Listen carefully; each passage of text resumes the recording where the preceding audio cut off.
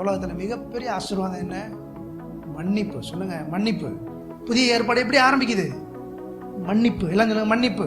நீ தேவனை எப்படி நம்புற, எப்படி எதிர்பார்க்கிற, அப்படிதான் தேவன் உனக்கு செயல்பட போற. அந்த நாட்கள்ல பாத்தீங்கன்னா 3 விதமான சிறைச்சாலைகள் இருந்தது. உண்மையாகவே பரபாசனுடைய பேர் என்ன தெரியுமா? Yeshua Parabas. He is not a criminal. He is a rebellious person. விடுதலைன்னு சொன்ன மாத்திரத்துல இயேசுவை தூக்கிட்டு சிலுவைக்கு நேராக கொண்டு போயிட்டான். இவன் கை காலில் கட்டப்பட்டிருந்த கட்டுக்கள் என்ன செய்யப்பட்டுவிட்டது? The moment you receive forgiveness, that moment all the chains have been removed. இயேசுவின் நிமித்தமாக உங்களுக்கு மன்னிப்பு உண்டானது நிமித்தமாக நீங்க என்னெல்லாம் செஞ்சீங்க, அதுக்கெல்லாம் எவ்வளவு தண்டனைன்றதெல்லாம் தேவன் ஒரு நாளும் கன்சிடர் பண்றதே இல்லை. இருக்கிற ஒவ்வொருவருக்கும் தேவன் இலவசமாய் மன்னிப்பை கொடுத்திருக்கிறார்.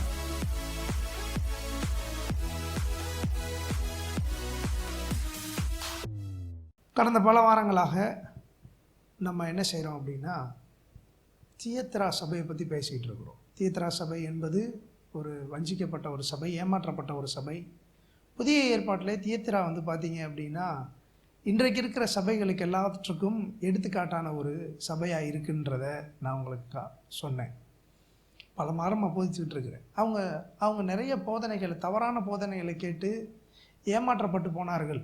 இப்போ போதனைகள், எல்லா போதனைகளும் உங்களை உருவாக்குமா அப்படின்னு கேட்டால் நிச்சயமாக கிடையாது.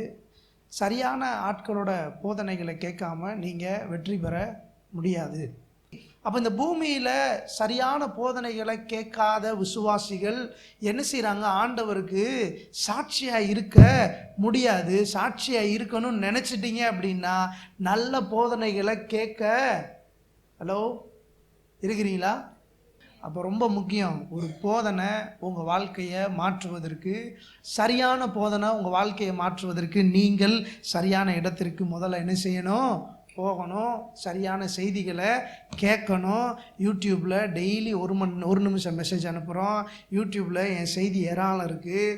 நிறைய பாஸ்டர் சாம்பி செல்லத்துறை, அவங்க நிறைய வடப்காட வசனங்களை பிரசங்கம் பண்ணுற தேவனுடைய ஊழியக்காரர்கள் நிறைய பேர் இருக்கிறாங்க தமிழ்நாட்டில். அவங்களுடைய செய்திகள் எல்லாம் இருக்குது. நல்ல நல்ல செய்திகள் பிரசங்கம் பண்ணுற ஆட்கள் இருக்கிறாங்க. தேடி கண்டுபிடிச்சி மணிக்கணக்காக அதை கேட்கும் பொழுது இரவும் பகலும் கர்த்தருடைய வேதத்தில் பிரியமாக இருந்து தியானமாக இருக்கிற மனுஷன் பாக்கியவான், அவன் செய்வது எல்லாம் என்ன செய்யும்? பாருங்க, அற்புதங்கள் எங்கே ஆரம்பிக்குது அப்படின்னு சொல்லி சொன்னால், எப்போ உங்கள் வாழ்க்கையில் குறைவு வருதோ அப்போ நீங்கள் விசுவாசிக்கிறதுல தான் அற்புதம் ஆரம்பிக்குது. எப்போல்லாம் உங்களுக்கு ஒரு குறைவு வருதோ அப்போல்லாம் நல்லா நினச்சிக்கோங்க, ஏதோ ஒரு பெரிய அளவில் தேவன் நம்ம என்ன செய்ய போகிறார்? ஆசீர்வதிக்க போகிறார். சரியான போதனை சரியான காரியங்களை உங்கள் வாழ்க்கையில் கொண்டு வரும். நீ ஒரு டெசிஷன் தான் உன் லைஃப்பில் மேக் பண்ணணும். சரியான காரியங்களை கேட்க வேண்டும். சரியான காரியங்களை மட்டும்தான் கேட்கணும். என் வாழ்க்கையை மாற்றுகிற செய்திகளை மட்டும்தான் கேட்கணும். இதே உன் சூழ்நிலையை தேவன் மாற்றுவார். நீ யார்கிட்டையும் போய் நின்று கை நீட்டி காசு வாங்கிறது தேவனுக்கு அதை போல் ஒரு அவமானம் எதுவுமே கிடையாது. ஆனால் கர்த்தர் உனக்கு சொல்கிறாரு, நீ தேவனை எப்படி நம்புற, எப்படி எதிர்பார்க்கிற, அப்படி தான் தேவன் உனக்கு செயல்பட போகிறார். எதுவுமே இல்லைனாலும் பரவாயில்ல, உன் வாழ்க்கையை தேவன் எப்படி மாற்றப் போகிறார்? இயற்கைக்கு அப்பாற்பட்ட ரீதியில் அசாதாரணமிக்க ஒரு வாழ்க்கை முறையாக மாற்றப் போகிறார். எதிர்பார்க்க வேண்டியது கர்த்தர்கிட்ட மட்டும்தான், மனுஷன்ட்ட இல்லை. இவன் கொடுக்கல அவன் கொடுக்கலன்னு சொல்லி எல்லாரையும் கோவப்பட்டுட்டு இருக்கக்கூடாது. நான் சொல்கிறேன், இவன் தரல அவன் தரல, எவனும் தந்தாலும் தரலனாலும் கர்த்தர் என் பக்கத்தில் இருக்கார். என் கண்கள் உன்னதமான அவர் மேல் நோக்கமாயிருக்கு. வானத்தையும் பூமியையும் உண்டாக்கின கர்த்தரிடத்திலிருந்து எனக்கு ஒத்தாசை வரும். என் கால்களை தள்ளாட விடமாட்டார். என்னை காக்கிறவர் உறங்க மாட்டார். இஸ்ரவேலை காக்கிறவர் உறங்குகிறதும் இல்லை, தூங்குகிறதும் இல்லை. அவர் என்னை வெட்கப்பட விடமாட்டார். யார் என் பக்கத்தில் நின்னாலும் சரி, என்னுடைய சுக துக்கத்தை விசாரிக்கிறதுக்கு என் பக்கத்தில் இருந்தாலும் சரி, இல்லைனாலும் சரி, நான் சொல்றேன், கர்த்தர் எல்ரோஹி. எத்தனை பேர் ஆமென் சொல்றீங்க? நான் சொல்ற தேவன் நமக்கு உதவி செய்வதற்கு நம் கூடவே இருக்கிறவர். எப்படிப்பட்ட சூழ்நிலையில் என்னை கைவிடாத தெய்வம். இந்த உலகத்திலே மிகப்பெரிய ஆசீர்வாதம் ஆபிரகாமுடைய ஆசீர்வாதத்தை பற்றி நம்ம பேசுகிறோம். இந்த உலகத்தில் மிகப்பெரிய ஆசீர்வாதம் என்னன்னு நான் போன வாரம் சொன்னேன். இந்த உலகத்தில் மிகப்பெரிய ஆசீர்வாதம் என்ன? மன்னிப்பு. சொல்லுங்கள், மன்னிப்பு. மன்னிப்பு தான் மிகப்பெரிய ஆசீர்வாதம். ஏன் தெரியுமா மன்னிப்பான மிகப்பெரிய ஆசீர்வாதம் சொல்கிறேன் தெரியுமா? ஆபிரகாமுடைய பொருளாதார ஆசீர்வாதத்தை பெற்றுக்கொள்ளணும் அப்படின்னா மன்னிப்புன்ற ஒன்று எனக்கு உண்டானாதான் அந்த ஆபிரகாமுடைய ஆசீர்வாதத்தையும் நான் என்ன செய்ய முடியும், அனுபவிக்கவே முடியும். மன்னிப்பை போல ஒரு மிகப்பெரிய ஆசீர்வாதம் எதுவுமே கிடையாது. இங்கே இருக்கிற ஒவ்வொருவருக்கும் தேவன் இலவசமாய் மன்னிப்பை கொடுத்திருக்கிறார்.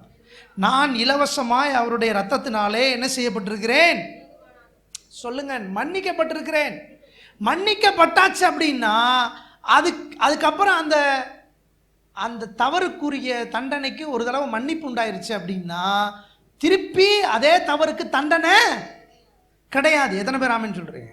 ஒரு தடவை ஒரு தவறை அதை விசாரிச்சு அதுக்கு என்ன செஞ்சிட்டாங்க, தீர்ப்பு சொல்லிட்டாங்க அப்படின்னா அந்த தீர்ப்பு அதுக்கப்புறம் சத்தமா சொல்லுங்க, அவ்வளோதான். எனக்கு தீர்ப்பு சொல்லியாச்சு. என்ன தெரியுமா என் தீர்ப்பு? என்ன தெரியுமா என் பேரில் சொன்ன தீர்ப்பு? என்ன தெரியுமா? சத்தமா சொல்லுங்க, என்னது சொல்லுங்க. நான் மன்னிக்கப்பட்டிருக்கிறேன். நான் பண்ண தப்பு நிறையா. உண்மையாக சொல்லணும்னா நான் பண்ண தப்பு எனக்கு மன்னிப்பே கொடுக்கக்கூடாது. பட் ஆனால் என் தவறுக்கு என்ன உண்டாயிருக்கிறது, என் தவறுக்கு பலன் என்ன உண்டாயிருக்கிறது? நான் நினைக்கிறேன் இருக்கிறதுலே மிகப்பெரிய ஆசீர்வாதம் மன்னிப்பு. எத்தனை பேர் ஆமென் சொல்றீங்க? எத்தனை பேர் ஆமென் சொல்றீங்க? மன்னிப்பு சொல்லுங்க. நான் மன்னிக்கப்பட்டிருக்கிறேன். இதுதான் கான்சியஸ். சொல்லுங்க, நான் மன்னிக்கப்பட்டிருக்கிறேன். இப்போ நீங்கள் ஆண்டவர்கிட்ட போகிறப்போ எப்படி போக முடியாது? எப்படி போக முடியாது? நீங்கள் ஆண்டவர்கிட்ட போகிறப்போ எப்படி போக முடியாது? குறைய வச்சுக்கிட்டே குற்றவாளியாகவே ஆண்டவர்கிட்ட என்ன செய்ய முடியாது. இப்போ நீங்கள் எப்படி போகலாம்? தைரியமாக மன்னிக்கப்பட்டவனாக என்ன செய்யலாம், போகலாம். இந்த சம்பவத்தை சொல்லி நான் முடிக்க விரும்புகிறேன். உங்களுக்கு தெரியும் பரபாஸ் இல்லையா? பரபாஸ் மத்தேயு 27. அப்பொழுது காவல் பண்ணப்பட்டவர்களில் பரபாஸ் என்னப்பட்ட பேர் போன ஒரு மனுஷன் இருந்தான். பேர் போன ஒரு மனுஷன், எல்லாம் தான் ஃபெமிலியர் ஒன், ஃபேமஸ் பர்சன். இந்த பரபாஸ் யார் அப்படின்னு சொல்லி சொன்னால் இவரை பற்றி நான் உங்களுக்கு சொல்ல விரும்புகிறேன். அபவுட் பரபாஸ். நிறைய பேருக்கு தெரிஞ்சிருக்கலாம், இல்லை தெரியாமல் கூட இருக்கலாம்.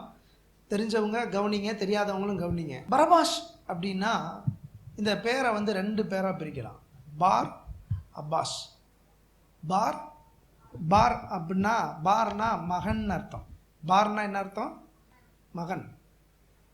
பர்திமேயு, பர்திமேயுனா என்ன அர்த்தம்? பார் திமேயு அப்படின்னா என்ன அர்த்தம்? திமேயுடைய மகன், அதான் பர்திமேயு. பரபாஸ் அப்படின்னா பார் பிளஸ் அப்பாஸ். அப்பாஸ் அப்பாவுடைய மகன். பரபாஸ்னா என்ன அர்த்தம்? அப்பாவுடைய மகன். அவ்வளோதான், ரொம்ப சிம்பிள். உண்மையாகவே பரபாசனுடைய பேர் என்ன அர்த்தம்? பேர் என்ன தெரியுமா? யெஷுவா பரபாஸ். அவருடைய உண்மையான பேர் என்ன? யெஷுவா பரபாஸ். யெஷுவான்றது எபிரேய மொழியில இயேசுவுக்கு சொல்லப்பட்ட பெயர். கேட்டீங்களா? அதனுடைய லத்தீன் பெயர் தான் ஜீசஸ். லத்தீன் மொழி பெயர் தான் என்ன அர்த்தம்? ஜீசஸ். பட் ஆனால் எபிரேய மொழியில் இயேசுவை எப்படி கூப்பிட்டாங்கன்னா யெஷுவா அப்படின்னு கூப்பிட்டாங்க. யெஷுவா. யெஷுவானா யாரு? இயேசு என்ன அர்த்தம்? இப்போ அவருடைய முழு பேர் என்ன? இயேசு பிதாவின் மகன். இதுதான் பரபாஸ் என்ற பேருக்கு அர்த்தம். உண்மையான பரபாசனுடைய ஃபுல் நேம் யெஷுவா பரபாஸ். அதான். சரி, இந்த பரபாஸ் இவர் யார், இவர் என்ன செய்தார், இவரை பற்றின காரியம் என்ன அப்படின்னா, அந்த நாட்களில் பார்த்தீங்கன்னா 3 விதமான சிறைச்சாலைகள் இருந்தது. ஒன்று, அந்த 3 விதமான சிறைச்சாலைகளில் ரொம்ப முக்கியமான ஒரு சிறைச்சாலை இந்த யூத பரிசேயர்கள் சதுசேயர்கள் வைத்திருந்த சிறைச்சாலை. அது காய்பாவனுடைய வீட்டில் அல்லது அவங்க இருந்த அந்த இடத்துல இருந்தது. இவங்க யார் அப்படின்னு சொல்லி சொன்னால், யூத மதத்துக்கு விரோதமாக தூஷணமான வார்த்தைகளை பேசி யூத மதத்தை கொச்சைப்படுத்துகிறவர்களை சிறையில் போடுறதுக்கான வைக்கப்பட்ட ஒரு சிறைச்சாலை. இதை ரன் பண்ணது, இதுக்கு அத்தாரிட்டிவ் யாராக இருந்தாங்கன்னா அண்ணாவும் காய்பாவுமா இருந்தாங்க. இன்னொரு ஒரு சிறைச்சாலை இருந்தது. அந்த சிறைச்சாலை ஏரோதனுடைய அரண்மனையில் இருந்தது. அந்த சிறைச்சாலை பார்த்தீங்க அப்படின்னு சொல்லி சொன்னால் அது ஏரோதனுடைய கரத்தில் இருந்தது. அது யார் அப்படின்னா, அந்த சிறைச்சாலைக்கு யார் அனுப்புனாங்க அப்படின்னா யூதர்களுக்குள்ளே இஸ்ரவேலர்களுக்குள்ளே சண்டை போட்டு சச்சரவு பண்ணி பிரச்சனை வருகிறவங்களை தூக்கி கொண்டு போய் யாருடைய அரண்மனையில் இருக்கிற சிறைச்சாலையில் போட்டாங்க? யூதருடைய அரண்மனையில் இருக்கிற சிறைச்சாலையில் போட்டாங்க. இன்னொரு ஒரு சிறைச்சாலையில் இருந்தது. அந்த சிறைச்சாலை ரோம அரசாங்கத்திற்கு கீழே இருந்த சிறைச்சாலை. அந்த சிறைச்சாலை யாரு ரோம அரசாங்கத்துக்கு எதிராக வேலை செய்கிறார்களோ அவர்களை என்ன செய்தார்கள்? அந்த சிறைச்சாலையிலே போட்டாங்க. முதல் சிறைச்சாலையில் யார் இருந்தா? அண்ணா காய்பாவனுடைய சிறைச்சாலையில் யார் இருந்தா? இயேசு இருந்தார். ஏன்னா இயேசு யூத மார்க்கத்துக்கு எதிராக என்ன செய்தார்? அதனால் அந்த சிறைச்சாலையில் அவரை என்ன செஞ்சாங்க?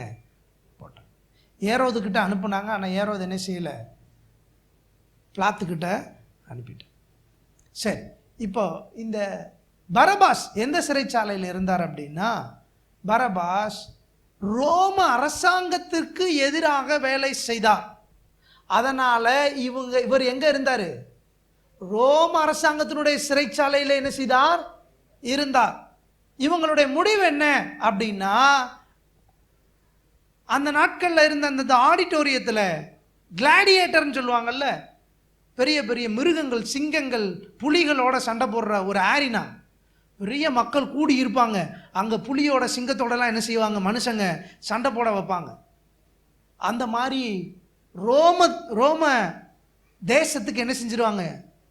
கப்பல் ஏற்றி என்ன செஞ்சிருவாங்க? இந்த மாதிரி அரசு கைதிகள் என்ன செஞ்சிருவாங்க? அரசு கைதிகளை அனுப்பி விட்டுருவாங்க. அங்கே 2 பேரும் சண்டை போட்டு அந்த அரினால அந்த ஆடிட்டோரியத்தில் சண்டை போடுவாங்க. அப்படி சண்டை போடுவாங்க, மிருகங்களோட சண்டை போடுறதுக்காக. அப்படிப்பட்ட ஒரு ஒரு ஒரு ஒரு நிலை அன்றைக்கு இருந்தது. பரபாஸ் ரோம அரசாங்கத்துக்கு எதிராக வேலை செய்தவர். ரோம அரசாங்கத்துக்கு எதிராக வேலை செய்தவர் மாத்திரமல்ல, ரோம பேரரசில் வேலை செய்து ரோம அரசாங்க சோல்ஜர் ஒருத்தவனை கொன்று போட்டார். அதற்காகத்தான் அவரை எங்கே போட்டாங்க? சிறைச்சாலையில் வச்சாங்க. கவனிங்க, நல்லா கவனிங்க. இந்த பரபாஸ் எதற்காக ரொம்ப நொட்டோரியஸ் கிரிமினலாக அவர் இருந்ததுக்கான ஒரு காரணம் என்ன அப்படின்னா, அவர் ரோம பேரரசை எதிர்த்தார். அவர் சாதாரணமான ஒரு மதவாதி கிடையாது. அவர் ஒரு சாதாரணமான மிதவாதியும் கிடையாது. அவர் ரொம்ப ஆக்ரோஷமான ஒரு தன்னுடைய தேசத்தை ஆக்கிரமித்திருக்கிற ரோமர்களுக்கு எதிராக வேலை செய்த ஒரு மாபெரும் rebellious person. He is not an accused. He is a rebellious person. He is not a criminal. He is a rebellious person. தன்னுடைய தேசத்தை ஆக்கிரமித்திருக்கிற ரோம அரசாங்கத்துக்கு எதிராக தன்னுடைய வேலையை ஆரம்பித்தவர். அதனால என்ன செய்தார்? சண்டை போட்டார். அதனால என்ன செய்தார்? கொலை செய்தார். அதனால என்ன செய்தார்? சிறைச்சாலைக்கு போனார். எத்தனை பேருக்கு பரபாசனுடைய பாஸ்ட் ஹிஸ்டரி தெரியுது?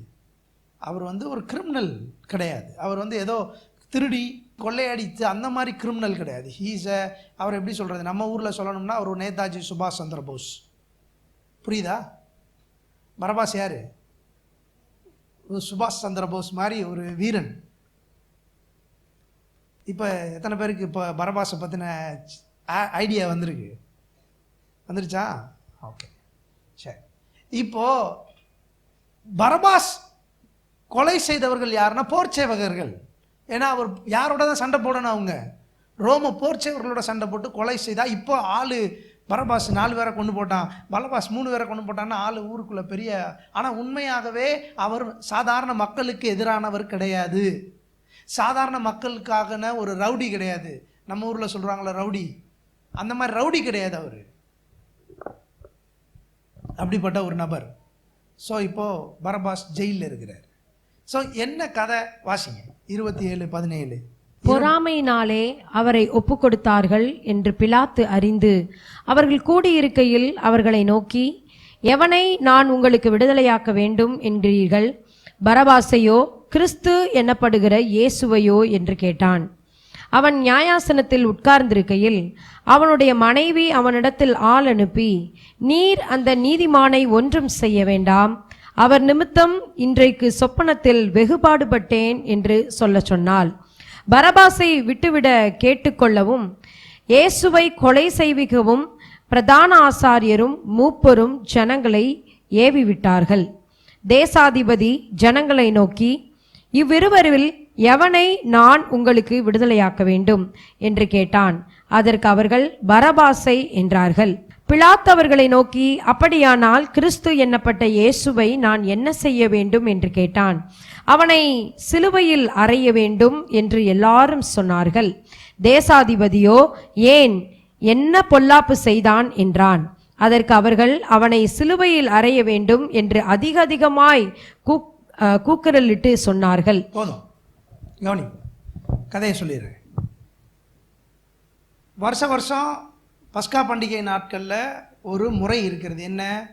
ஒரு கிரிமினலை என்ன செய்வாங்க? விடுதலை ஆக்குமா. அப்படி ரிலீஸ் பண்ணுற டைமில் பிலாத்து கேட்குறாரு, எப்பா நீங்கள் இந்த இயேசுவை யாரும் விடுதலை பண்ணுறதுக்கு சொல்கிறீங்களா? வருஷம் உங்களுக்கு ஒரு ஆளை விடுதலை பண்ணுவேனே, நான் இந்த இயேசுவை விடுதலை பண்ணவா அப்படின்னு கேட்கும்பொழுது எல்லாரும் சொல்கிறாங்க, இல்லை இயேசுவை பண்ணாதீங்க. அப்போ இயேசுக்கு பதில் யாரை பண்ண அப்படின்னு கேட்கும்போது பரபாசை பண்ணுங்கன்னு சொல்கிறாங்க. சரி, இப்போது கதையை சொல்கிறேன். இப்போது ஏற்கனவே இப்போது பரபாஸ் சிறையில் இருக்கிறார். எப்பயுமே ஆளை ஊர் கடத்துறதுக்கு, ஆள் கடத்துறதுக்கு, தேசம் கடத்துறதுக்கு, நாடு கடத்துவதற்கு என்ன செய்வாங்கன்னா, சிறைச்சாலையில் பரபாஸை என்ன செஞ்சாங்க? கூட்டிகிட்டு போவாங்க.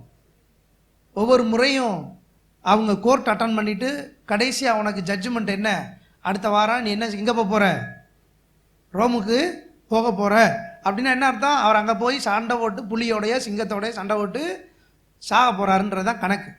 இப்போது இவர் பார்த்தீங்க அப்படின்னா ஏற்கனவே யாரோட சண்டை போட்டு தான் இவர் அதிகமான இவர் கொலைகாரனாக மாறி இருக்கிறாரு? ரோம போர்ச்சேவர்களோட. இப்போ அதே போர்ச்சேவர்கள் மறுபடியும் என்ன செய்கிறாங்க? இவனை பிடிச்சிட்டு எங்கே கொண்டு போக போகிறாங்க? இப்போ ரோமுக்கு கொண்டு போகிறதுனால இவர் என்ன முடிவு பண்ணார்னா, ஒரு சரித்திர ஆசிரியர் சொல்லுகிறார், பிடிச்சிட்டு போகிறப்பவே ஒரு 4 பேரை போட்டு தள்ளிடணும் முடிவில் தான் என்ன செஞ்சுருக்கிறாரு? ஜெயிலுக்குள்ளே உட்காந்துருக்கிறாரு. ஆனாலும் அவருடைய கை காலில் என்ன செஞ்சுருக்கிறாங்க? கட்டி வச்சுருக்கிறாங்க. இப்போ இந்த மனுஷனை கை கால் கட்டி வச்சிருக்கிற இந்த மனுஷனை எங்கே கொண்டு போகணும் அப்படின்றதான் பிளானு. போன தடவை ஜட்ஜ்மெண்ட் என்ன முடிஞ்சு, இவனை எங்கே கொண்டு போயிடணும்? ரோமுக்கு தேசம் கடத்தணும். ஆனால் இப்போ சம்மந்தமே இல்லாமல் ஒரு பிளாட்டு மாறுது. என்னது? இப்போ கொண்டு போகிறாங்க. இப்போ முறையாக பரபாசை எங்கே கொண்டு போகிறாங்க? எங்கே கொண்டு போகிறாங்க? அரண்மனைக்கு கொண்டு போகிறாங்க. ஃபார் த ஃபர்ஸ்ட் டைம் அரண்மனைக்கு கொண்டு போகிறாங்க. இப்போ அரண்மனைக்கு முன்னாடி பரபாசு நிற்கிறாரு, இயேசுவை நிற்கிறாரு. இப்போ பிலாத்து கேட்குறாரு, உங்களில் மக்களை பார்த்து கேட்குறாரு, உங்களில் நான் யாரை விடுதலை ஆக்கணும்? இந்த ராஜாவாகி இயேசுவையா அல்லது இந்த பரபாசையா அப்படின்னு சொன்னால் எல்லாரும் என்ன சொல்லியிருக்கணும்? சொல்லுங்கள், எல்லாரும் என்ன சொல்லியிருக்கணும்? எல்லாரும் இந்த பரபாஸ் என்ன கொலைகாரன், கொலை பண்ணவன் இவனை சொல்லியிருக்கணும். ஆனால் அங்கே எல்லாரும் யாரை சொன்னாங்க? இயேசுவை கொல்லுங்க. இப்போ பரபாஸுக்கு ஒரு பெரிய சந்தோஷம், நம்மளே 4 பேரை போட்டிருக்கோம், நம்மளை மேலேயே இறக்கம் இருக்குன்னா இவன் இந்த ஆள் எத்தனை பேரை கொண்டிருப்பான், இவனை போல சொல்கிறான் இல்லை அவ்வளோ பேரும் சேர்ந்து. ஹலோ, எத்தனை பேருக்கு புரியுது? கொலவண்ணை என்னையவே விடுதலையாக்க சொல்கிறாங்க. இவன் எவ்வளோ பெரிய நோட்டோரியஸ் கிரிமினலாக இருப்பார். இந்த பக்கத்தில் நிற்கிற இந்த இயேசு எவ்வளோ பெரிய கிரிமினலாக இருந்தால் இவ்வளவு கூட்டமும் இவரை கொல்ல சொல்லும். பாடி இந்த ஆளோட பக்கத்தில் நின்னோம்னா நம்ம யோக்கியனா தெரிறோம்டா. பரபாசுக்கு இப்போ ஒரு சந்தோஷம். இயேசு பக்கத்தில் நிற்கும் போது இப்போ யாரு நல்லவனா தெரியுதா? பரபாஸ். இப்போ இயேசுவை பார்க்குறான். இயேசுவை பார்த்தா உடம்பெல்லாம் ரத்தமாக இருக்குது, ஆடையெல்லாம் ரத்தமாக இருக்குது, முகம்லாம் சிதைக்கப்பட்டிருக்கு. ஏன்னா இவ்வளோ நொட்டோரியஸ் கிரிமினலாக இருக்கிறாரு, என்ன பண்ணா இந்த ஆள்? இவ்வளோ உடம்பெல்லாம் ரத்தம், இவ்வளவு கொடூரமாக தாக்கப்பட்டு அடிக்கப்பட்டு இருக்கிற ஒரு மனுஷனை, சாகிற மாதிரி இருக்கிற ஒரு மனுஷனை எல்லாரும் கொலை பண்ணுங்கன்னு சொல்கிறாங்களே, நம்ம நல்லா தான் இருக்கோம், நம்மளை வேணாம் நம்மளை விடுங்கன்றாங்க, என்ன ஒன்றும் விளங்கலையே அப்படின்னு சொன்னால் இப்போ சொல்கிறாங்க எல்லாரும் பரபாசை பார்த்து சொல்கிறாங்க, சரி இந்த காயப்பட்டு இந்த அடிக்கப்பட்டு இந்த ரத்தம் சிந்தி நிற்கிற இந்த இயேசுவை நான் இந்த பரபாசுக்காக கொலை பண்ண போகிறேன். கவனிங்க கதை எப்படி போகுது. இப்போ யாருக்காக யார் என்பதுதான் இப்ப கதை. யாருக்காக? யார்? இங்கே இயேசு முழு உடம்புல இருக்கிற எல்லா ரத்தத்தையும் சிந்தி நிற்கிறாரு, இங்க பரபாஸ் நிற்கிறாரு. இப்போ எல்லாரும் என்ன சொல்றாங்க? இந்த இயேசு இந்த பரபாசுக்கு பதிலாக சிலுவையிலே தொங்கட்டும். பரபாஸ்க்கு ஒரே ஒரே ஒரே ஆச்சரியம், ஒரே ஆச்சரியம். மாடி, நம்ம எவ்வளவு நல்லவனா இருந்திருக்கோம் இந்த ஆளோட கம்பேர் பண்ணும் போது. அவ்வளோதான், சரி ரைட்டு, உனக்கு விடுதலைப்பா. அங்கே பத்திரத்தை எழுதி கொடுக்குறாங்க, உனக்கு என்னது விடுதலை, உனக்கு என்னது விடுதலைன்னு சொன்ன மாத்திரத்தில் இயேசுவை தூக்கிட்டு சிலுவைக்கு நேராக கொண்டு போயிட்டான். இவன் கை காலில் கட்டப்பட்டிருந்த கட்டுக்கள் என்ன செய்யப்பட்டு விட்டது? The moment you receive forgiveness, that moment all the chains have been removed. எந்த நேரத்தில் மன்னிப்பை நீங்கள் பெற்றீர்களோ அந்த நிமிஷத்திலே உங்கள் அத்தனை பேருடைய சங்கிலிகளும் அறுக்கப்பட்டாகிவிட்டது.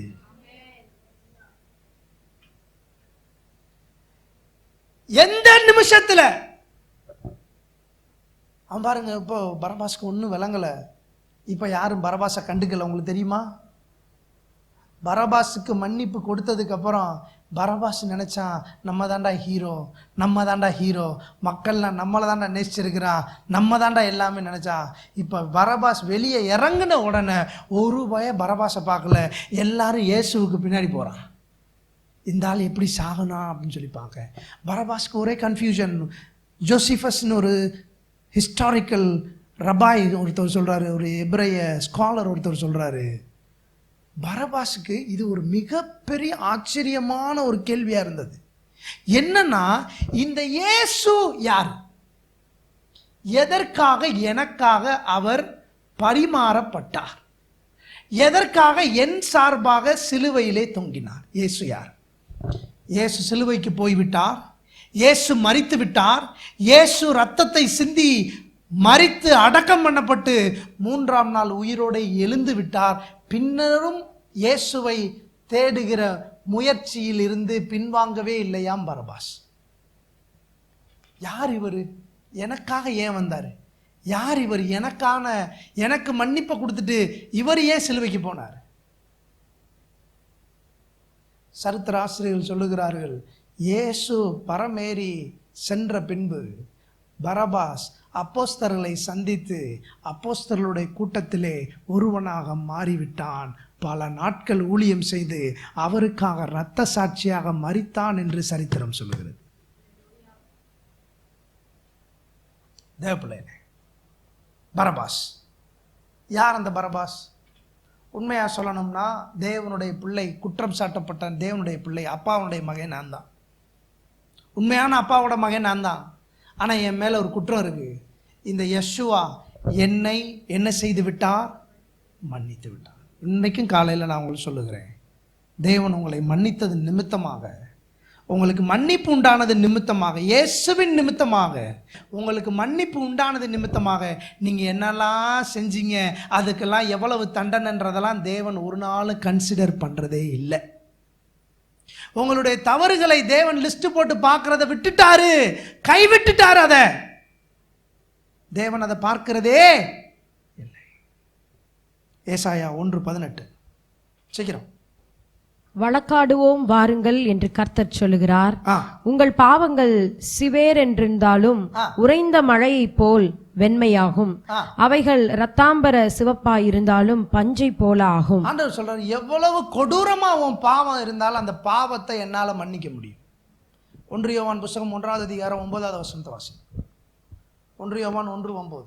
நம்முடைய பாவங்களை நாம் அறிக்கையிட்டால் பாவங்களை நமக்கு மன்னித்து எல்லா அநியாயத்தையும் நீக்கி நம்மை சுத்திகரிப்பதற்கு அவர் உண்மையும் நீதியும் உள்ளவராயிருக்கிறார். எல்லாவற்றையும் மன்னிக்கிறதற்கு அவர் உண்மையும் நீதியும் உள்ளவமா இருக்கிறார். இந்த காலை வேளை நான் சொல்லுகிறேன், நீ என்ன தப்பு பண்ண அப்படின்னு லிஸ்ட் போட்டு நீ பார்க்காத. ஆண்டவர் உன்னை நேசிக்கிறாரு. பரபாசை மன்னிச்ச அதே தேவன் இன்றைக்கு உனக்கும் மன்னிப்பை கொடுக்க இந்த காலை வேளையிலே ஆயத்தமாக இருக்கிறாரு. இந்த காலை வேளையிலே தேவ ஆவியானவர் உனக்கு ஒரு அழைப்பை விடுகிறார். இந்த அன்பின் தெய்வம் உன்னை அழைக்கிறாரு. மகனே, நீ இந்த தப்பு பண்ண அந்த தப்பு பண்ணேன்னு என்னை விட்டு தூர போயிடாத. பரபாசையும் என்னையும் பக்கத்தில் நிப்பாட்டி பரபாசுக்கு பதிலாக தான் நான் வந்தேன், உனக்கு பதிலாக தான் நான் சிலுவையில் ரத்தத்தை சிந்தி இருக்கிறேன். இப்போ நீ என்னைய பாரு, நான் உனக்கு மன்னிப்பு கொடுத்ததை பாரு, என்னுடைய அன்பை பாரு, என்னுடைய நேசத்தை பாரு. நானும் உன்னை என்ன செய்யறதில்ல, தண்டிக்கிறது இல்லை. நீ போ, இனி பாவம் செய்யாது. இத்தனை பேர் ஆமென் சொல்கிறீங்க? தேவன் என்னை மன்னித்து விட்டார், நான் இனி பாவம் சரி. ஏன் நம்ம பாவம் செய்ய முடியலை? ஏன் பாவம் செய்ய முடியலை? ஏன் பாவம் செய்ய முடியலைன்னு நான் சொல்கிறேன், நம்ம எல்லார போலவும் இல்லை. நமக்கு ஒரு மன்னிப்புன்ற கான்சியஸை கர்த்தர் கொடுத்துருக்கிறார், அறிவை உணர்வை தேவன் கொடுத்துருக்காரு. நான் மன்னிக்கப்பட்டிருக்கிறேன். வாய்ப்பு இருக்கு, ஆனால் வாய்ப்பு இருக்குன்றதுக்காக நான் போய் தப்பு பண்ணிக்கிட்டே இருக்கிறது இல்லையே. ஹலோ, வாய்ப்பு இருக்குன்றதுக்காக நான் போய் தப்பு பண்ணுறேன். ஏன் வாய்ப்பு இருந்தாலும் நான் ஏன் அப்படி இருக்கிறேன்னா, ஏன்னா எனக்கு மன்னிப்பு உண்டாயிருக்கிறது. அந்த மன்னிப்பை நான் பெற்றிருக்கிறேன், அதை உணர்ந்திருக்கிறேன். எத்தனை பேர் ஆமென் சொல்கிறீங்க? நான் மன்னிப்பை உணர்ந்தனால தான் மற்றவங்க எல்லாரும் பண்ணி மாதிரி சாக்கடையில் கிடந்தா கூட நான் மான் மாதிரி மலைக்கு மேலே ஏறிக்கிட்டு இருக்கிறேன். என் கால்களை அவர் மான் கால்களை போல மாற்றி உயர்ந்த ஸ்தானங்களின் மேல் என்ன செய்கிறார்? ஏறி வர பண்ணுகிறார். பிசாசுனுடைய திட்டம் வேற, என்னை எப்படியாவது முடக்கி போட்டுறணும்னு. இந்த காலை வேளையில கர்த்தருடைய ஆவியானவர் உனக்கு சொல்றாரு, நல்லா கவனி தேவ பிள்ளையே, உன்னுடைய தவறுகளை நான் என்ன செய்கிறது இல்லை, லிஸ்ட்டு போட்டு படிச்சுக்கிட்டே இருக்கிறது இல்லை மகனே. மகளே கவனி, நீ என்னென்ன தப்பு பண்ணன்னு நான் லிஸ்ட்டு போட்டு பார்க்கறது இல்லை. மாறாக நான் என்ன செய்கிறேன், என்னுடைய மன்னிப்பு அப்படின்னு ஒரு பெரிய எழுத்தில் எழுதி அதை தேவனுடைய பார்வையில் வச்சுட்டேன்.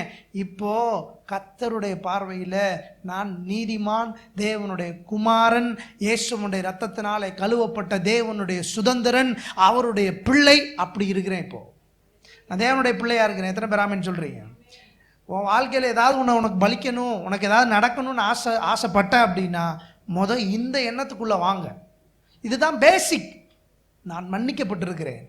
எந்த பாவமும் என்னைய தேவனிடத்துலேருந்து பிரிக்க முடியாது. அதை தான் ஆண்டவர் சொல்கிறாரு, உன்னுடைய பாவம் எப்படி இருந்தால் பரவாயில்ல, சிவேர் இருந்தாலும். என்ன எவ்வளவு சிவேர்னா என்ன அர்த்தம்? எவ்வளவு கொடூரமாக இருந்தாலும் சரி, எவ்வளவு பெரிய பாவம் பண்ணியிருந்தாலும் சரி, ரட்சிப்பு என்ன செய்யுது? உங்களை பாவம் பண்ண தூண்டுதா, இல்லை பாவத்திலேருந்து உங்களை விடுதலையாக்குதா? அதான் ரட்சிப்பு. ரட்சிப்பு என்ன செய்யுது? நான் பாவி என்பதை உணர செய்கிறது. ரட்சிப்பு என்ன செய்கிறது? எனக்கு தேவன் தேவை என்பதை சொல்ல வைக்கிறது. ரட்சிப்பு என்ன செய்கிறது? நானும் தேவனும் ஒன்றாக இருக்க வேண்டும் என்று உணர்த்துகிறது. ரட்சிப்பு என்ன செய்கிறது? இந்த உலகத்திலே தேவன் இல்லாமல் ஒருவனாலும் வாழ முடியாது என்பதை திரும்ப திரும்ப சொல்லுகிறது தான் ரட்சிப்பு. ஏன் நீங்கள் ஞாயிற்றுக்கிழமை காலையில் இங்கே வந்து உட்காந்துருக்கீங்க, நான் பேசுகிறத கேட்டுட்டு இருக்கிறீங்க? ஏன்னா ரட்சிப்பினுடைய வேலையே அதுதான். ரட்சிப்பினுடைய வேலையே அதான். 1 கொரிந்தியர் 1ஆம் அதிகாரம் அவ்வளோ அழகாக சொல்கிறாரு. பைத்தியமாய் தோன்றுகிற பிரசங்கம் அப்படின்றாரு. என்ன பிரசங்கம்? உலகத்தில் இருக்கிற ஞானிகளுக்கு இயேசுனுடைய சிலுவையை பார்க்கும்போது சிரிப்பாக இருக்குது. என்னென்னா, அவன் சிலுவையிலே அவனை காப்பாற்ற முடியாத ஒருத்தன் எப்படா உன்னையே காப்பாற்றுவான்? உலகத்தில் இருக்கிற ஞானிகளுடைய கேள்வி. ஆனால் தேவன் சொல்லுகிறார், பைத்தியமாய் தோன்றுகிற பிரசங்கத்தினாலே அவர் ரட்சிக்கப்பட்டவர்களை மீட்க தீர்மானித்தார். இந்த பிரசங்கத்தின் மூலமாக தான் தேவன் உன்னை விடுதலையாக்குறாரு. இந்த பிரசங்கத்தின் மூலமாக தான் தேவன் உன்னை பாதுகாக்கிறாரு. இந்த பிரசங்கத்தின் மூலமாக தான் தேவனுடைய ஆயுசு நாட்களை பூர்ணப்படுத்துகிறார். இந்த பிரசங்கத்தின் மூலமாக தான் தேவனுடைய ஜீவனுள்ள நாளெல்லாம் நன்மையும் கிருபையும் தொடர வைக்கிறார். ஏனென்றால் தேவன் பைத்தியமாய் தோன்றுகிற பிரசங்கத்திலே இயேசு கிறிஸ்துவனுடைய சிலுவையை வைத்து, இயேசு கிறிஸ்துவனுடைய மன்னிப்பை வைத்து, அவர் சிந்தின ரத்தத்தின் மூலமாக நீங்களும் நானும் இந்த வேளையில், இந்த காலை வேளையிலே தேவனுடைய பிள்ளைகளாக மாறி இருக்கிறோம் என்ற நம்பிக்கையும் விசுவாசத்தையும் கொடுக்கிறார். நம்மை செஞ்சு தேவனுடைய பிள்ளையா மாறல, அவருடைய ரத்தத்தை நம்பினதுனாலே நாம் தேவனுடைய பிள்ளைகளாக இருக்கிறோம். எத்தனை பேர் ஆமென்? நான் மன்னிக்கப்பட்டிருக்கிறேன். எத்தனை பேர் ஆமென் சொல்றீங்க? சத்தமா சொல்லுங்க, நான் மன்னிக்கப்பட்டிருக்கிறேன். மன்னிக்கப்பட்டவங்களுக்கு நான் சொல்றேன், ஒரு தடவை மன்னிக்கப்பட்டுட்டாங்க அப்படின்னு சொல்லி சொன்னால் அவங்களுக்கு தண்டனை கிடையாதுன்னு சொல்லி சொன்னா, அந்த தண்டனை காலத்தில் அவங்க எவ்வளவு அவங்களுக்கு இழப்பு இருந்துச்சோ, இந்த தண்டனை காலம் எவ்வளவோ, அந்த தண்டனை காலத்தில் அவங்களுடைய வருமானங்கள் எவ்வளவு நின்று போச்சோ, அதை எல்லாம் வாங்கிறதுக்கு மறுபடியும் ஒரு கேஸ் ஃபைல் பண்ணலாம். ஹலோ, ஒன்றும் கிடையாது. கவர்மெண்ட்டில் வேலை பார்க்குறவங்களுக்கு சொன்னால் புரியும் நான் நினைக்கிறேன். எனக்கு வர வேண்டிய ஒரு பெனிஃபிட் வராமல் நின்று போச்சு. அதை தவறான ஒரு ரிப்போர்ட்டு கொடுத்து எனக்கு வர வேண்டிய ஒரு பெனிஃபிட்டை ஸ்டாப் பண்ணிட்டாங்க. அது ஆண்டுகள் ஆயிடுச்சு, 5 வருஷம் ஆயிடுச்சு. வர வேண்டிய எல்லா பெனிஃபிட்டும் நின்றுச்சு. இப்போது நீங்கள் அந்த 5 வருஷ பெனிஃபிட்டை வாங்குறதுக்கு மறுபடியும் ஒரு கேஸ் சூ பண்ணி அந்த 5 வருஷ பெனிஃபிட்டை என்ன செய்யலாம்? உங்களுக்கு நிறுத்தப்பட்ட அந்த வாழ்வாதாரங்களை நீங்கள் திரும்பவும் என்ன செய்யலாம்? பெற்றுக்கொள்ளலாம். ஆண்டவருடைய வார்த்தை இந்த காலை வேளையில் அதுதான். நீ தண்டனை நாட்களில் இருந்தப்போ நீ மன்னிக்கப்பட்டதுக்கு அப்புறம் உனக்கு வர வேண்டிய அத்தனை ஆசீர்வாதத்தையும் தடுத்து போட்டான்ல பிசாசு. அவன்கிட்ட இருக்கிற அத்தனை ஆசீர்வாதத்தையும் தடுக்கப்பட்ட அத்தனை ஆசீர்வாதத்தையும் விசுவாசத்தினாலே நீ திரும்ப பெற்றுக்கொள்ள முடியும்.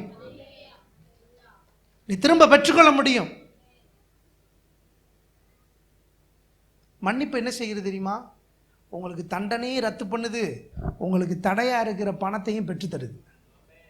ஹலோ, மன்னிப்பு என்ன செய்யுது? தண்டனையை ரத்து பண்ணிருச்சு, வர வேண்டிய பெனிஃபிட்டையும் என்ன செய்யுது? எத்தனை பேர் ஆமென் சொல்றீங்க? எனக்கு மன்னிக்கப்பட்டா மட்டும் போதும்னு நினைக்காத. இத்தனை வருஷம் இத்தனை நாட்களா இந்த தண்டனை உன் மேலே இருக்குன்னு சொல்லி உனக்கு வர வேண்டிய ஆசீர்வாதத்தை நிறுத்தி போட்டான்ல, அது எல்லாத்தையும் நான் உனக்கு திரும்ப தர்றேன். திரும்ப எல்லாம் சொல்லுங்க, திரும்ப. தேவன் என்னுடைய ஆசீர்வாதங்களை, என்னுடைய களஞ்சியங்களை பூரணமாய் நிரம்பும்படிக்கு கொண்டு வந்து சேர்க்கிறார். ஆமென். இங்க எத்தனை பேர் பரபாசா இருக்க விரும்புறீங்க? நான் சொல்ல பரபாஸ். ஏன்னா ஒரு தடவை தண்டனைக்கு நான் பாத்திரனா இருந்தேன். அதுக்கப்புறம் மன்னிக்கப்பட்டதுக்கப்புறம் இப்போ அவருடைய ஊழியக்காரராக நான் மாறிட்டேன். ஒரு கதை எடுத்து வச்சுருந்தேன், நேரம் இல்லை, அடுத்த வாரம் நான் சொல்கிறேன். மொத்தம் ஒரு 9 கதை இருக்குது மன்னிப்பை பற்றி மட்டும் பிரசங்கம் பண்ணுறதுக்கு. All forgiveness stories from Bible. எல்லாம் வேதத்தில் இருக்கிற மன்னிப்பின் கதை தான். நாத்தானுவேல் தாவீதை பார்த்த உடனே சொல்கிறாரு, நீ தேவனுக்கு விரோதமாக என்ன செஞ்சிட்ட?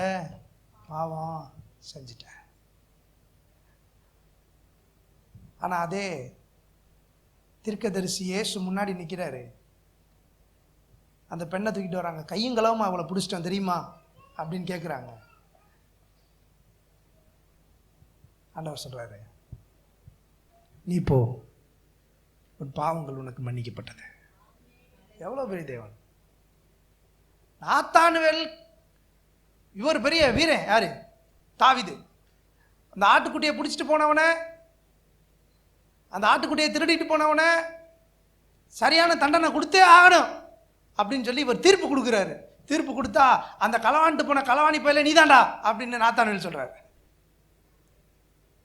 இப்போ ஆண்டவர்கிட்ட சரண்டர் ஆயிட்டாப்ல படக்குன்னு. ஐயா மன்னிச்சுக்கங்க, ஐயா சாமி, இந்த பொண்ணை தூக்கிட்டு வர்றாங்க. இந்த பொண்ணை தூக்கிட்டு வரும்போது என்ன சொல்றாங்க? கரெக்டாக பிடிச்சிட்டோம் தெரியுமா, பிடிச்சி கொண்டு வந்திருக்கோம், கையோட பிடிச்சிட்டு கொண்டு வந்திருக்கோம் பார்த்தீங்களா? ஒரு சரித்திர ஆசிரியர் சொல்லுகிறா, பொதுவாக அந்த அந்த அந்த பெண்மணிகள் எல்லாரும் என்ன செய்வாங்கன்னா, ஒரு பெரிய மேலங்கி போட்டிருப்பாங்க. ஒரு பெரிய மேலங்கி, முக்காடு, நிறைய அவங்களுடைய அந்த அலங்காரமே அவங்க ஆடை தானா, அதனால் அதை போட்டிருப்பாங்களாம் பாருங்கள். குறிப்பாக இந்த விபச்சார தொழில் செய்கிற அந்த பெண்மணிகள் யாருமே என்ன செய்ய மாட்டாங்கன்னா அப்படி போட மாட்டாங்க. அவங்க ரொம்ப கவர்ச்சியாக தான் என்ன செய்வாங்கன்னா அவங்களுடைய ஆடைகளை போடுவாங்க. அந்த பொண்ணை அப்படி தூக்கிட்டு வந்திருக்கான் பாருங்க, அந்த ஆடையோடு தூக்கிட்டு வந்திருக்கானே, தூக்கிட்டு வந்து இப்போ கரெக்டாக கண்டுபிடிச்சிட்டேன் பார்த்தீங்களா அப்படின்னு. இப்போ ஆண்டவர் சொல்கிறாரு, அந்த பொண்ணை பார்த்து மொதல் வார்த்தை சொல்கிறாரு, நீ போ. இவன் சொல்கிறான், நான் பிடிச்சிட்டு வந்து அந்த பிள்ளை செஞ்சதுக்கு தான் அந்த பிள்ளையை பிடிச்சிட்டு வந்திருக்கேன்றான். இவர் சொல்கிறாரு, உன் பாவங்கள் உனக்கு மன்னிக்கப்பட்டது, நீ செஞ்சதை நான் மன்னிச்சிட்டேன், போயிரு. ஹலோ, இது வித்தியாசம். அங்கே ஒருத்தனுக்கு தண்டனை, புதிய ஏற்பாட்டில் மன்னிப்பு. அதனால தான் பழைய ஏற்பாட்டோட புதிய ஏற்பாட்டை சேர்த்துக்கிட்டு தெரியக்கூடாது. பழைய ஏற்பாடு வேற, புதிய ஏற்பாடு வேற. ஏனென்றால் பழைய ஏற்பாடு வேற, புதிய ஏற்பாடு எப்படி ஆரம்பிக்குது தெரியுமா? இது இயேசு கிறிஸ்துவின் புதிய ஏற்பாடு. அவங்க பைபிளை படிங்க. உங்க பைபிளை படிங்க, முதல் பக்கத்தை எப்படி போட்டிருக்கு? இது இயேசு கிறிஸ்துவோட புதிய ஏற்பாடு எப்படி ஆரம்பிக்குது தெரியுமா? எங்க இருந்து ஆரம்பிக்குது தெரியுமா? மன்னிப்பு. சொல்லுங்க. இன்னொன்னு சொல்றேன், நல்லா கவனிங்க. எல்லாரும் ஏசுனார் நம்ம பெருமை பாராட்டி பீத்திக்கிட்டு இருக்கோம்ல. ஏசுனார பாட்டி யார் தெரியுமா? ராகாப்னு ஒரு விபச்சாரி. ஒத்துக்குவீங்களா நீங்க? நான் பாஸ்டர் இப்படி சொல்லிட்டீங்க. நான் பாஸ்டர், ராகாப் சந்ததியில் வந்தவர் தான் இயேசு. ராகாப்னுடைய சந்ததியில் வந்தவர் தான் இயேசு. பைபிளில் இருக்கிறதே 2 பெண்கள் தான் அந்த ஜீனியாலஜியில். யார்? ஒன்று ராகாப்பு, இன்னொன்று மரியாள். இந்த ஜீனியாலஜியில் 2 பேர் தான். ஒன்று ராகாப்பு, இன்னொன்று மரியாள். ஒன்று ஏசுனாரை பார்க்கும்போது எப்படி பார்த்துருப்பான் பாருங்க, அந்த சந்ததியாரில் இருக்கிறவங்க எப்படி பார்த்துருப்பாங்க. ஒன்று எப்படி பிள்ளை பிறந்துச்சுன்னே தெரியலை, அது இயேசு. ஒன்று பாட்டி எப்படி வாழணும்னே தெரியாத ஆண்டவர் சொல்ற, எப்பா நீ என்னனாலும் நினச்சிக்க, மன்னிப்பு. I never consider your sin again. உன் பாவத்தை நான் கன்சிடர் பண்ணுறதே கிடையாது. உன் பாவம் சிவேர் என்று இருந்தாலும் அதை வெண்மையாக மாற்றுவேன். இந்த காலை வேளை நான் சொல்கிறேன், உன்னுடைய பலவீனங்களை வச்சு ஆண்டவரை நீ எடை போடாத. ஆண்டவர் நல்லவர், ஆண்டவர் அன்பின் தெய்வம். எல்லாம் சொல்லுங்க, அன்பின் தெய்வம் என் இயேசு. அதனால தான் அவர் சொல்கிறாரு, பிடிச்சிட்டு வந்து பக்கத்தில் கையங்களமா பிடிச்சிட்டு வந்து பக்கத்தில் நின்னா கூட நீ போ, உன் பாவங்கள் உனக்கு மன்னிக்கப்பட்டது. ஆமே. புதிய ஏற்பாடு ரொம்ப வித்தியாசம். புதிய ஏற்பாடு எப்படி ஆரம்பிக்குது? மன்னிப்பு. எல்லாம் சொல்லுங்க, மன்னிப்பு. அதனால தான் பாருங்க, நீங்கள் பைபிளில் படிச்சீங்க அப்படின்னு சொல்லி சொன்னால் ஆண்டவர் எப்படி சொல்கிறாருன்னா, நீங்கள் எப்படி மற்றவங்களை மன்னிக்கணுமா? நீங்கள் எப்படி மற்றவங்களை மன்னிக்கணுமா? தேவன் உங்களை மன்னித்தது போல, கிறிஸ்து உங்களை மன்னித்தது போல நீங்களும் யாரை மன்னியுங்கள்? ஒருவரில் ஒருவர் மன்னியுங்கள். உங்கள் ஒருவருக்கு ஒருவர் மன்னிங்க. உங்கள் வீட்டுக்காரரை மன்னிங்க, உங்கள் மாமியாரை மன்னிங்க, உங்கள் மாமனாரை மன்னிங்க, உங்கள் பிரதர்ஸை மன்னிங்க, உங்கள் சிஸ்டர்ஸை மன்னிங்க, உங்களுடைய பிள்ளைகளை மன்னிங்க, எல்லாரையும் மன்னிங்க. எப்படி? தேவன் அவருக்கு எதிராக பாவம் செய்தவர்களை கன்சிடர் பண்ணாதது போல நீங்களும் என்ன செய்யுங்க? அப்படி. ஆமென். ஏனென்றால் மன்னிப்பு தான் ஆசீர்வாதத்தினுடைய ஆரம்பம். அடுத்த வாரம் இன்னொரு ஸ்டோரி சொல்லிட்டு நம்ம பார்ப்போம். எந்திரி, அவர் எழுந்திருப்போம்.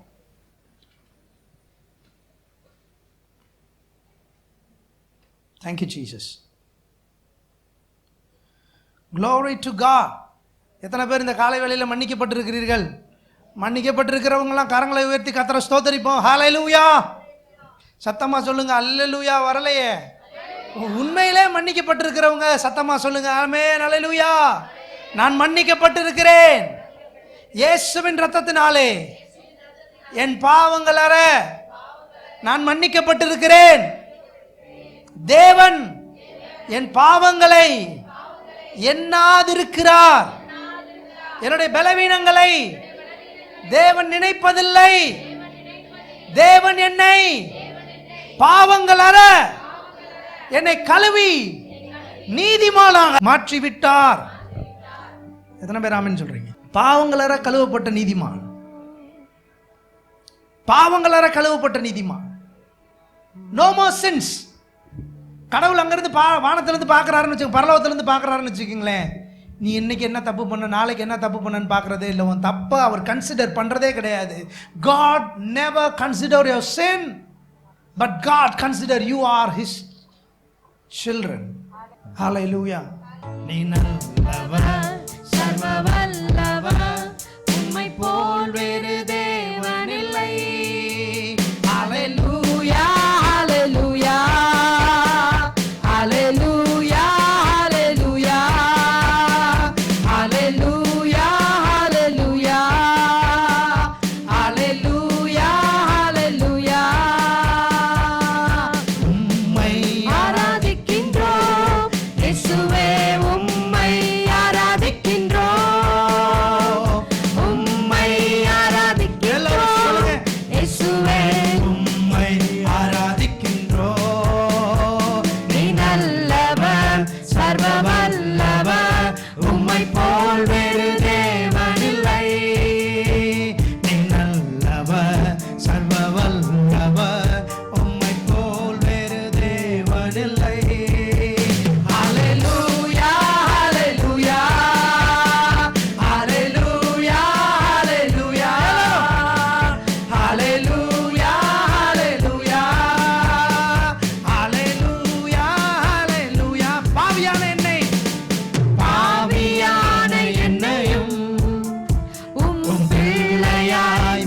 மாற்றி நீ பாவியான என்னையோ உம் பிள்ளையாய் மாற்றி நீ நல்லவர் சர்வ வல்லவர் உம்மை போல் வேறு தேவனில்லை நீ நல்லவர் சர்வ வல்லவர் உம்மை போல் வேறு தேவனில்லை ஹல்லேலூயா ஹல்லேலூயா ஹல்லேலூயா ஹல்லேலூயா ஹல்லேலூயா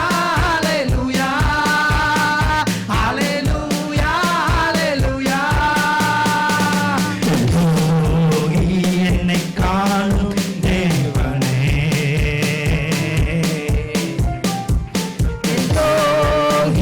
என்னை காணும் தேவனே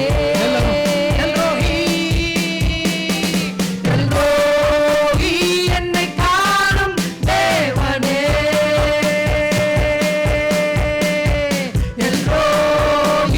என்னை காணும் தேவனே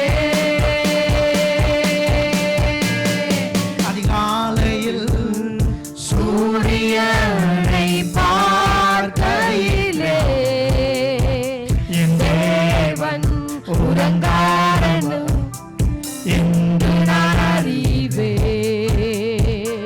குருவிகள் குரலை கேட்கையில் என் தேவனும் கேட்கிறார் என் பயம் அறிவார் கண்ணீர் காண்பார் அழுகையை துடைப்பார் எனக்கொரு தேவன் உண்டு அவர் என்னை காண்கிறார் அவர் என்றென்றோ என்னை காண்கிறார் என்னை காண்கிறார் எல்லோரி என்னை காணும் தேவனே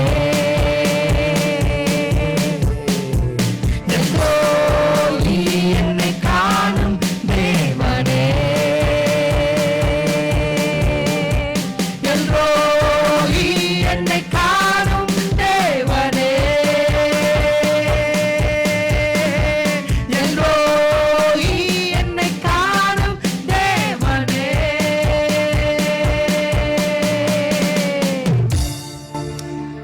நம்மை காண்கிற தெய்வம் ஆமென் அவர் என்னை மன்னித்திருக்கிறார் ஆமென் ஆகார் தப்பு பண்ணான்னு சொல்லி தான் அவனை வெளியே விரட்டி விட்டாங்க ஆனால் ஆண்டவர் சொல்றாரு நீ விரட்டினாலும் பரவாயில்ல நான் வந்து சேர்ந்துக்கிறேன் இன்னைக்கு என் பரிவாரத்தோட தேவன் சேர்ந்திருக்கிறார் என் கூட தேவன் சேர்ந்திருக்கிறார் என்னை காண்கிறவர் என்னோட இருக்கிறார் என்னை காண்கிறவர் எல் ரோஹி என்னோட கூட இருக்கிறார் நான் பயப்பட போறதில்லை யார் என்ன பேசினாலும் பயப்பட போறதில்லை யார் எவ்வளவு சதி பண்ணாலும் பயப்பட போறதில்லை யார் எனக்காக வேலை செஞ்சாலும் பயப்பட போறதில்லை யார் எனக்கு கொடுக்கலனாலும் பயப்பட போறதில்லை யார் எனக்கான நன்மைகளை தடுத்தாலும் பயப்பட போறதில்லை ஏனென்றால் வானத்தையும் பூமியையும் உண்டாக்கின எல்ரோஹி என்னோட கூட இருக்கிறார் கரங்களை தட்டி கர்த்தரை ஸ்தோத்திரிப்போம் எல்ரோஹி என்னை காணும் தேவனே எல்லாரும் கரங்களை தட்டி கர்த்தரை நோக்கி உயர்த்தி சொல்லுவோம் எல்ரோஹி எல்ரோஹி என்னை காணும் தேவனே எல்ரோஹி என்னை காணும் தேவனே எல்ரோஹி என்னை காணும் தேவனே